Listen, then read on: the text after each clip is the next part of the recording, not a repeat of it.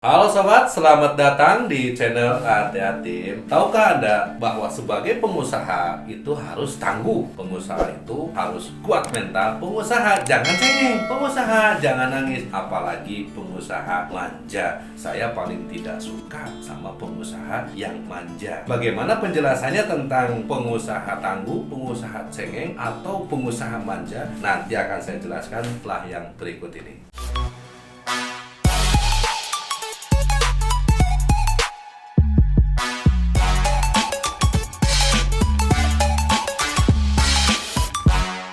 Pengusaha tangguh ini adalah pengusaha yang mentalnya kuat. Pengusaha tangguh ini adalah pengusaha yang tidak cengeng. Pengusaha cengeng tentunya pengusaha yang tidak tangguh. Pengusaha tangguh itu tidak manja. Pengusaha manja tuh biasanya cengeng, dan pengusaha manja tuh biasanya pengusaha tidak tangguh. Apakah Anda pusing dibolak-balik begitu? Tidak kan? Oke, lanjut. Nah, jadi bagaimana caranya supaya kita jadi tangguh? Tentunya kita harus tahu dulu ciri-cirinya pengusaha tangguh itu seperti apa, atau ciri-ciri pengusaha cengeng seperti apa, atau ciri-ciri pengusaha manja seperti apa. Simak video ini sampai habis, barangkali di ciri-ciri ini ada di diri Anda. Kalau ada ciri-cirinya, tentunya ciri-ciri yang jelek, tolong hilangkan. Bahwa itu ciri-ciri tersebut akan merusak Anda, akan mengganggu Anda, akan gagal usaha Anda kalau Anda ada ciri-ciri tersebut. Dalam arti ciri-ciri yang difokuskan pengusaha cengeng dan manja. Oke, bagaimanakah ciri-ciri pengusaha yang manja? Pengusaha yang manja dulu saya jelaskan ya. Pengusaha yang manja ini adalah pengusaha orang-orang biasa. Dalam arti mereka berjuang, mereka membuat satu perusahaan. Di saat ramai perusahaannya, mereka merasa tenang. Di saat mereka banyak uang, mereka gampang sekali menghambur-hamburkan uang. Manja sekali mereka, hambur-hambur uang, beli ini, beli itu, belanja sana, belanja sini. Mereka tidak berpikir bahwa di kemudian hari akan ada saingan yang lebih ketat. Mereka tidak peduli tentang nabung, yang penting happy. Sekarang habis, besok kan bisa nyari lagi, besok kan warungnya rame. Nah begitu, itu adalah ciri-ciri pengusaha yang manja. Jadi pengusaha yang manja ini bukan manja-manja, bukan. Dalam arti, di setiap perilakunya tersebut, mereka tuh selalu boros, manja, selalu tidak mau perih walaupun banyak uang. Beda sama pengusaha yang tangguh. Nanti akan saya jelaskan. Oke, itu diantara. Yang kedua, saya akan jelaskan bagaimana ciri-ciri orang yang pengusaha cengeng. Pengusaha cengeng ini adalah baik itu laki-laki ataupun perempuan, ada ciri-cirinya. Pengusaha cengeng ini contoh, di saat usaha kita diterpa badai ekonomi yang mengguncang usaha kita, di saat usaha kita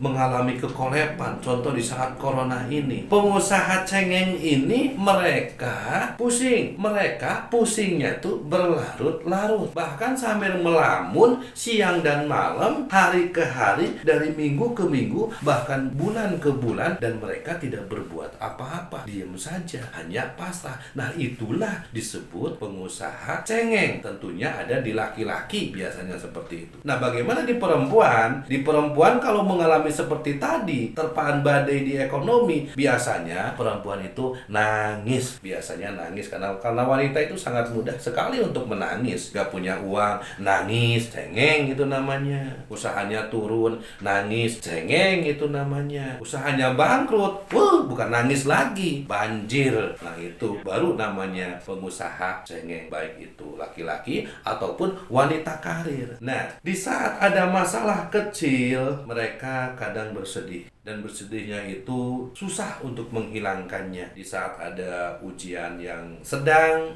pun sama susah. Itulah pengusaha yang cengeng. Nah, di antaranya pengusaha yang cengeng ini, di antaranya kalau ada masalah, kalau ada musibah, kalau usahanya terjadi kekolepan atau terjadi kehancuran di usahanya, maka mereka berpikirnya itu tidak cerdas. Mereka berpikirnya itu seolah-olah melayang-layang pikirannya itu, nggak tahu kemana. Jadi tidak fokus, tidak tenang, dan tidak tegar. Kadang mereka berpikir bagaimana usaha ini supaya tidak bangkrut. Jadi mereka potang-panting ke sana kemari cari uang, pinjam sana, pinjam sini, pinjam bank, pinjam sana, pinjam teman, pinjam kemana-mana tanpa perhitungan dan ketenangan yang didahulukan. Jadi mereka mendahulukan, ya yang penting ini dulu, tidak mikir dulu. Jadi saya sarankan, tolong kalau untuk mengatasi suatu perusahaan yang lagi collab, yang lagi kacau balau, pikirkan dulu tenang-tenang, pikirkan dulu masak-masak, kita harus gimana, apakah kita mau cara minjem itu hanya untuk mempertahankan usaha kita, atau kita meminjam uang untuk kemajuan usaha kita. Dan tentunya Anda harus punya prinsip, kita harus minjem itu jelas. Kalau pinjaman uang itu jelas, cicilannya itu sudah jelas, apalagi pinjamannya ke bank. Jadi pinjaman itu sudah jelas angsurannya, tapi pendapatan yang kita kelola di usaha kita itu belum jelas pendapatannya. Kadang naik turun. Tapi kalau cicilan tidak naik turun, tentu bahkan jadi cicilan ini akan naik terus kalau kita lambat menyicilnya. Itu harus ingat ya. Dan itu bahaya bagi Anda. Oke? Nah, itu diantaranya. Terus bagaimana kita? Nah, tentunya kita harus mau gak mau, kita harus memilih pengusaha yang tangguh, pengusaha yang hebat, pengusaha yang kuat. Bukan berarti tangguh kuat di bidang modal, bukan berarti kuat di bidang perusahaan atau harta kita banyak. Bukan. Yang dimaksud kuat dan tangguh di sini adalah tentunya mental kita itu harus benar-benar teruji. Mental kita itu jangan mudah stres, jangan mudah pusing, apalagi menangis. Malu kalau Anda laki-laki, Anda menangis. Oke? Nah, mudah-mudahan video ini bisa dipahami dan mudah-mudahan Anda jadi pengusaha yang tangguh, tentunya pengusaha